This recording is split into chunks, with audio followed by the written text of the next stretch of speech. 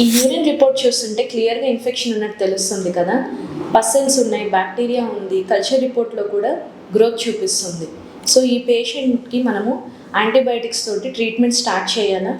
There is a small clue that can change entirely the treatment plan.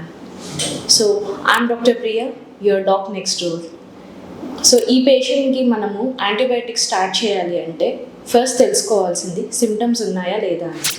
UTI related symptoms అంటే యూరిన్కి వెళ్ళేటప్పుడు ఏమైనా మంటగా ఉందా, లేదా నొప్పిగా ఉందా, లేదా ఫ్రీక్వెంట్గా యూరిన్కి వెళ్తున్నారా, లోవర్ అబ్డామిన్లో పెయిన్ ఏమైనా ఉందా, ఫీవర్ ఉందా, వీటిలో ఏ ఒక్క సిమ్టమ్ ఉన్నా సరే ఈ పేషెంట్ని మనం ట్రీట్ చేయాలి, అదర్వైజ్ నాట్.